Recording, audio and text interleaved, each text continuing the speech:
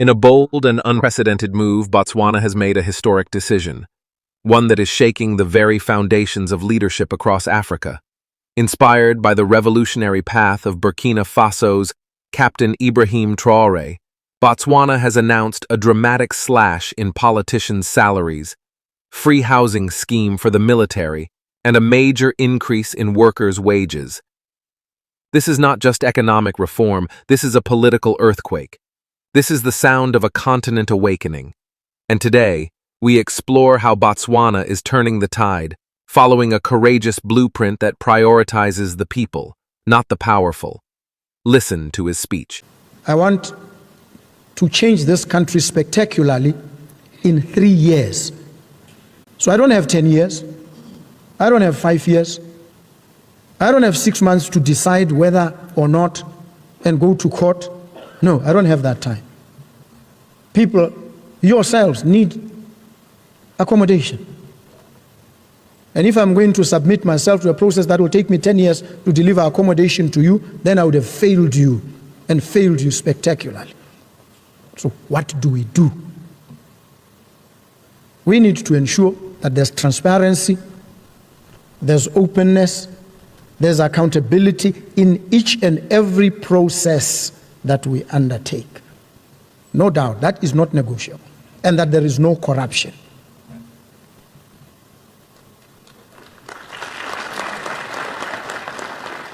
And so people say, when you acknowledge a failed system, and you say, whatever we do, we must not do this one. He say he's trying to give tenders to his relatives. I want you to know my relatives. Just check, you'll know them. You need to know them so that you can track whether any one of my relatives has any tender. You need to ascertain, you need to be sure about these things. So that when these allegations are flung about, because one is seeking to move from an entrenched system of corruption to something that offers us some redemption, yet you are able to interrogate the allegations. And we must interrogate the allegations together. And so it's going to be very critical for us to find ways of moving away from this corrupt system and engaging in a different one that we can monitor and track, one that delivers results timeously, within budget, no corruption. And so we need to look for the best practices. And that we will do. If there's anything that I'm not afraid to do, it is to take decisive measures, even in the face of opposition and hostility. If it has to be done, it is good for the country, it is good for the people, I will do it. Make no mistake about it. I declare this, and I declare it publicly, so that it is known, so that when you gauge and you assess, you understand how I approach these matters. And with me, I'm always open to engagement. You disagree with me? Let's talk. You tell me, I think you're getting it wrong here. And I'll listen to you. And if I realize you are correct, I will say it to you, but not just to you. I'll also say it publicly. I've been advised by my friend or my colleague that this approach is wrong. I have reassessed. I have come to the conclusion that it is actually wrong, and we self-correct. That's how you operate. Because we're all frail and fallible. This is the concept of bofokoti. This is what it means. When you say that, it means you appreciate your own frailties, your own brokenness. You're broken and fissured yourself. And so, when others come and they approach you with a different perspective, you pay attention. And when you realize they are correct, you heed what they say. This is how you operate in a sane and sober environment. It doesn't matter who you are. It doesn't matter what position you occupy. It's called humility.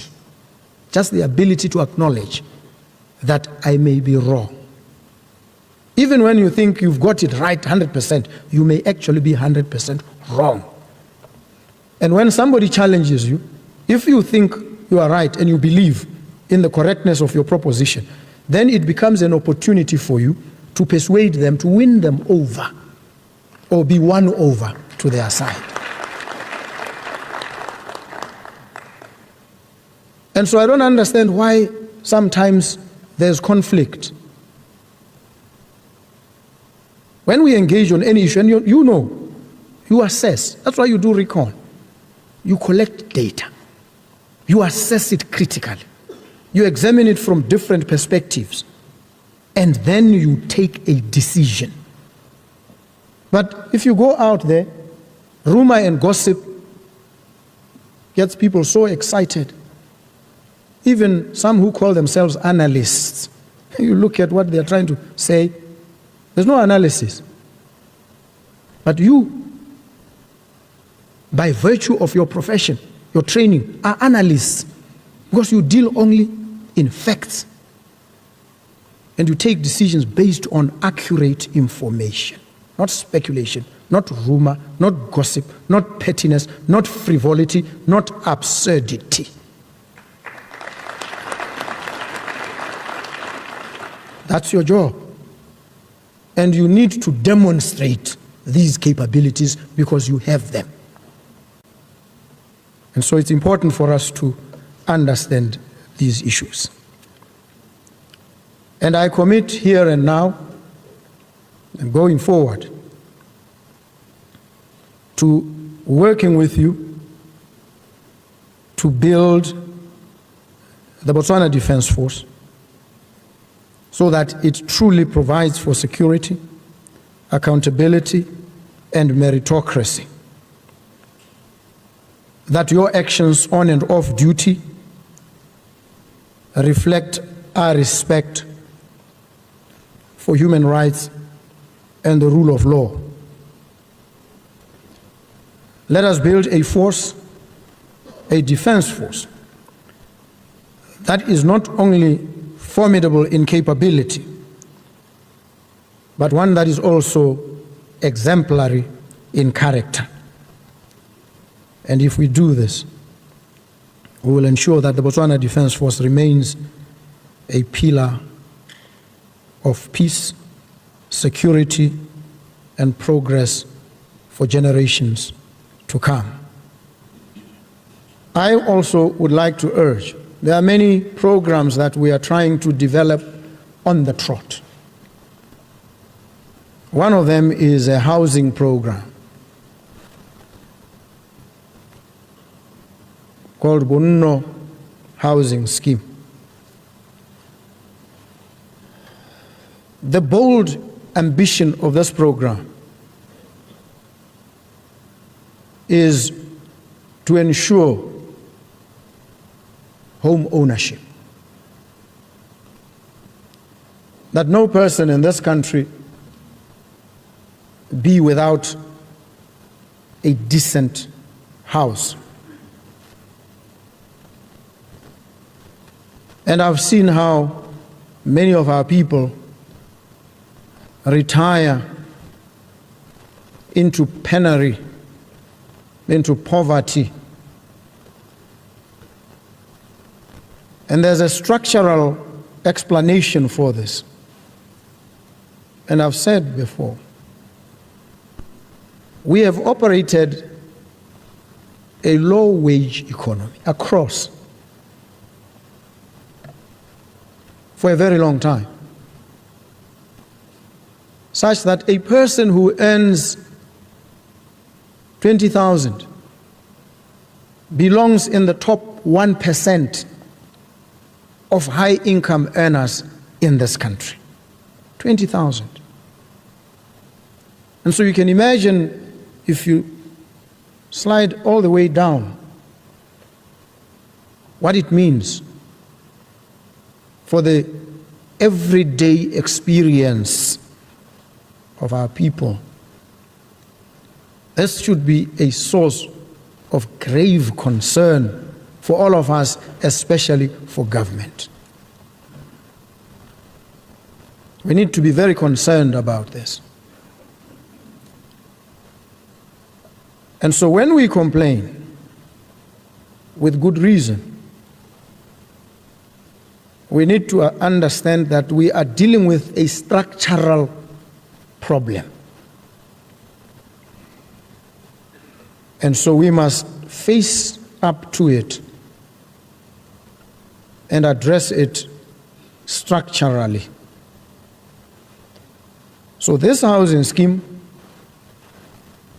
is an attempt to place immovable property in the hands of citizens, as many of them as we possibly can. And the ambition is to build 100,000 of these houses in the next 3 years. I've said 3. The minister says he wants to do it in 2 years. And so this program is being rolled out in every constituency.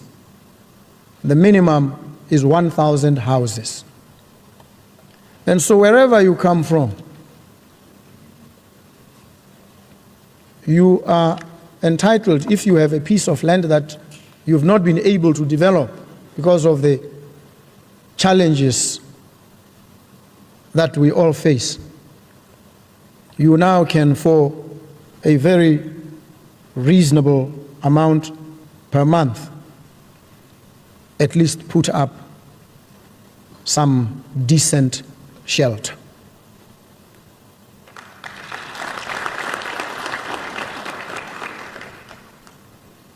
The idea is to ensure our citizens have decent accommodation, but we'll also engage in other programs that seek to deliberately transfer wealth, claw it back from where it is, and place it in the hands of the most ordinary of our citizens. It is an obligation. Government has to do this if it is a government of the people, for them and by them.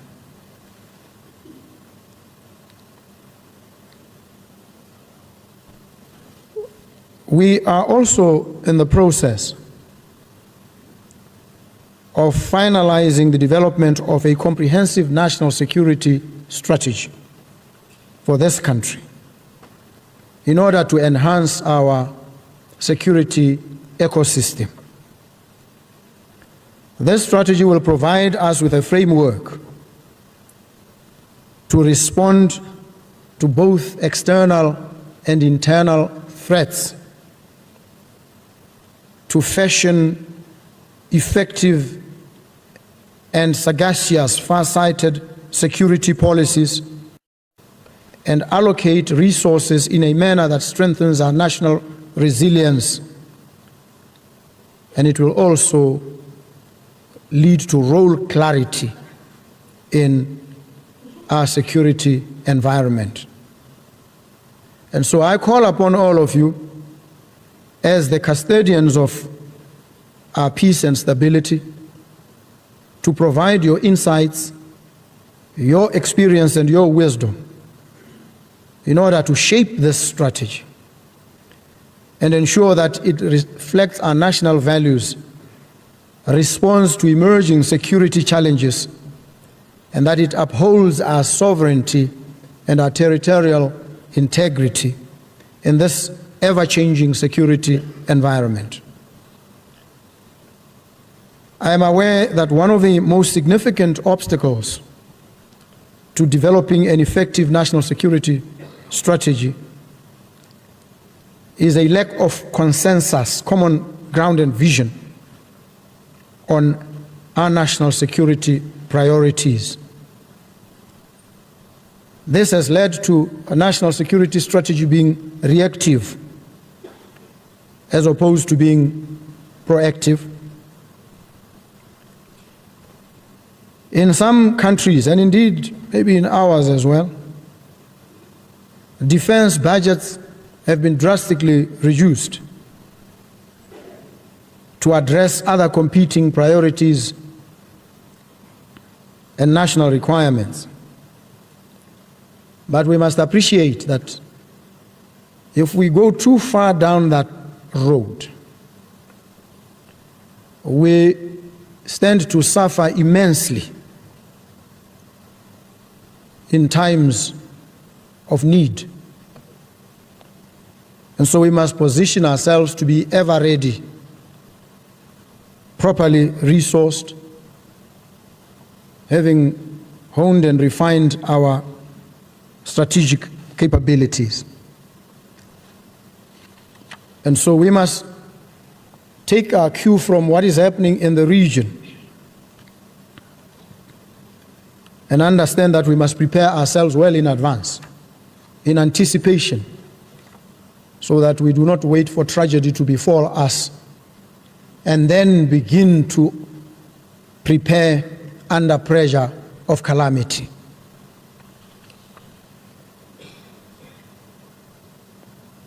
Esteemed senior officers, Botswana's participation in peacekeeping missions stands as an abiding testament to an unwavering commitment to regional stability, unity, and shared progress.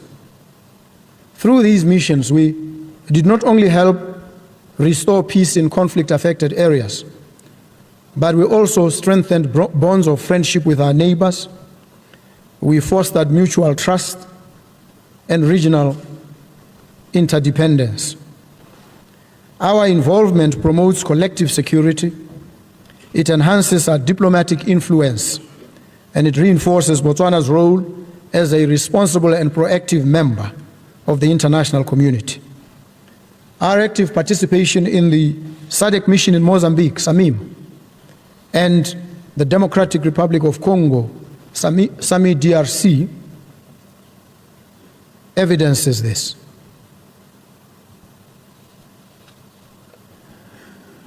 And we must applaud you and applaud through you